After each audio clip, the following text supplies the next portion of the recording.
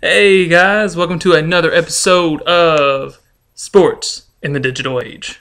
Today we're going to talk about something that's very controversial, the replay cameras. Can you imagine sports without replay cameras? I can't.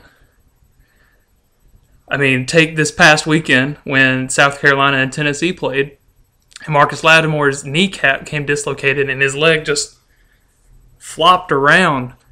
I mean, I didn't need to see that 20 times on, slow motion replay, but it was kind of cool. I actually got on YouTube and watched it a couple of times. But he's okay. It was just a dislocated kneecap. He's all good. But more about the replay cameras. If you know anything about football now, they know that every touchdown is reviewable. They make sure that everything was good and all that.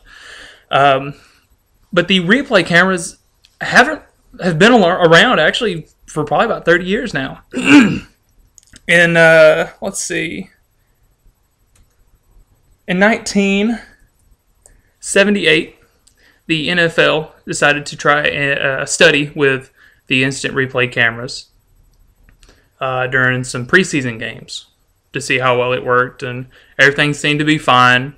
And then it wasn't until about almost 10 years later, in 1986, when they actually started to use, during the regular season, they actually voted it in. And for the next 20 or so years, they actually voted, like every other season, they made like a contract for instant replay, and they actually voted instead of actually making it an official rule. In college, NCAA, they actually, what year was that?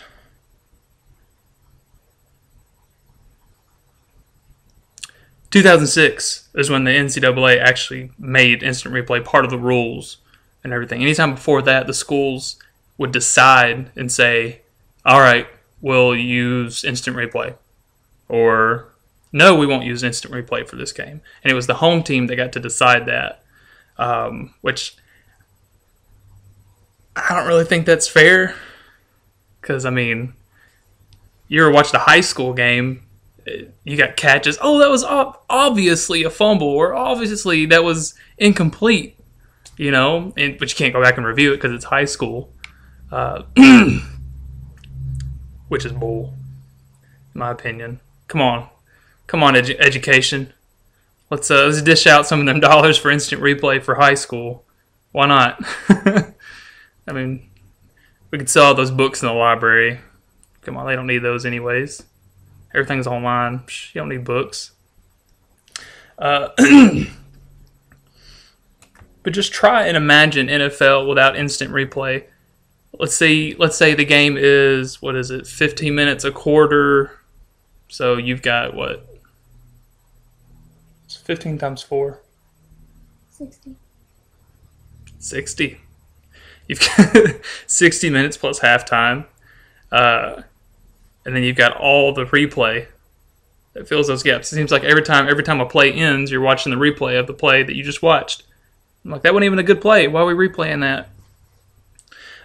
And then you got the challenge. That was a big one. I remember them experimenting with that, with the challenges, and each coach, I think they've got 2 challenges a game. That was a big issue for challenging. Very smart too. But the replay cameras have probably made one of the biggest impacts on football, especially in today. As far as everything else, all the other rule changes and additives to the game, I think replay cameras have definitely added more to the game. It made it a lot better. There was those controversial ones. Remember that Green Bay Seahawks game when the guy caught the guy who caught the ball and he caught it. It was ruled a catch, and they reviewed it.